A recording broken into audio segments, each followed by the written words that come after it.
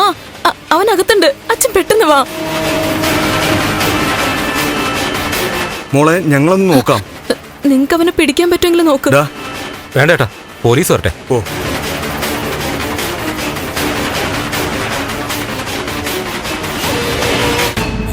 അന്നവരെ വിട്ടയക്കുമ്പോ ഒരു കരാറുണ്ടായിരുന്നു. ദേവിക്കെതിരെ തിരഞ്ഞെടുപ്പിൽ നിൽക്കാൻ പാടില്ല.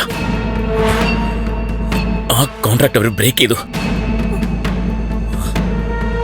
അവരെ തീർക്കും ഞാൻ.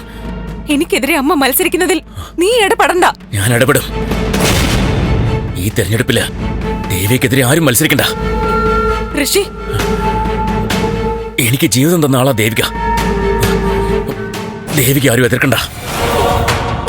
ഇത് വലിയ കഷ്ടമായല്ലോ. ഋഷി, എന്നോട് ഇഷ്ടമുണ്ടെങ്കിൽ നീ ഒന്ന് പോണം. ദേവികോട് ഇഷ്ടമുള്ളതുകൊണ്ടാ ഞാൻ പോവില്ലെന്ന് പറയുന്നത്.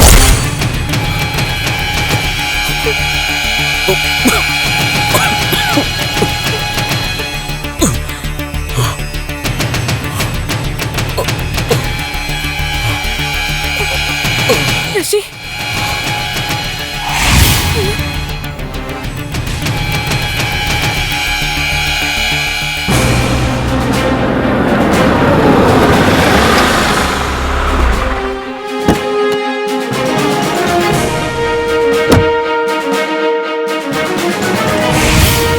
നിങ്ങളൊക്കെ വന്നപ്പോഴൊരു ധൈര്യം വന്നത്.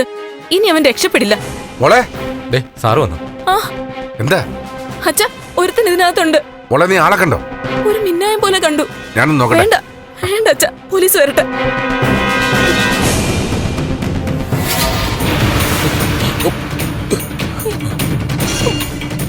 ഋഷി, ഋഷി, ഋഷി,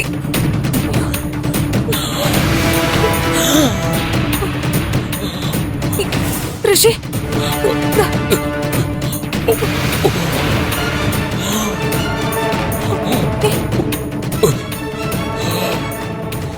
ഋഷി, നീ ഒന്ന് ഇറങ്ങിപ്പോയേ.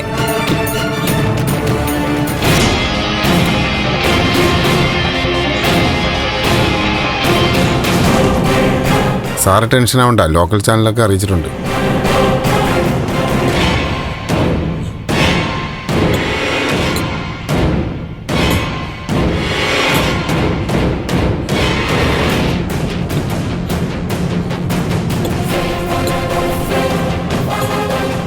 ഋഷി, ഞാൻ ഓക്കെ. ഞാൻ അവരെ കൊല്ലും. ഋഷി, നിന്നോട് പോവാനാ പറഞ്ഞേ. രജനി ചേച്ചി ആളുകളെയൊക്കെ വിളിച്ചു കൂട്ടിയിട്ടുണ്ട്. അവരൊക്കെ വന്നാ ഇവിടെ എന്താ നടക്കാന്ന് അറിയാലോ. ദേവിക എവിടെ? ദേവിക അവളുടെ റൂമിലുണ്ട്. അത് ശരി, അവളെ ഒറ്റയ്ക്കാക്കിട്ടാണോ നീ ഇവിടെ വന്നിരിക്കുന്നത്? അവള് റൂമിലാ. അച്ഛൻ, പോലീസ് വരട്ടെ, എനിക്ക് പേടിയാവുന്നു. നീ എന്ത് ഭ്രാന്തായി പറയുന്നത്? അവളെന്തെങ്കിലും ചെയ്താലോ?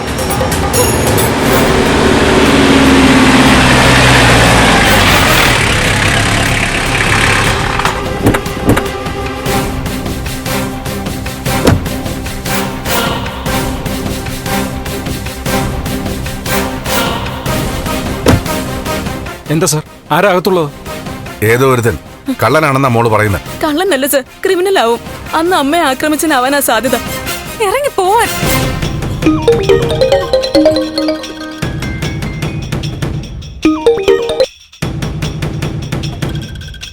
വന്നേ.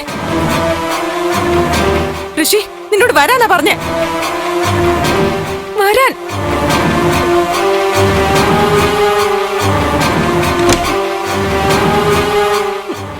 ഋഷി, വരാനാ പറഞ്ഞേ. സർ സർ, എന്താ സർ, രാഷ്ട്രീയ പ്രശ്നങ്ങൾ വല്ലതുമാണോ? ഗുണ്ടകൾ വീട്ടിൽ കയറിയെന്നാണല്ലോ കേട്ടത്. ആരാ എന്താന്നറിയില്ല. വാടോ നോക്കാം. സാർ, മോളെ, മോളെ, അമ്മ എന്താ ഇവിടെ? സിദ്ധു, എന്താ പ്രശ്നം? ഏതോ ഒരു ക്രിമിനൽ അകത്തുണ്ടെന്ന്. ദേവിക എവിടെ?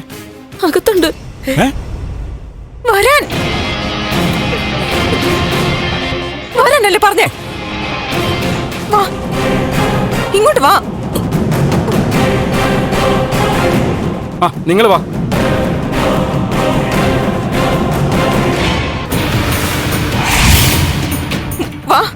ഇങ്ങോട്ട് വരാനല്ലേ പറഞ്ഞേ?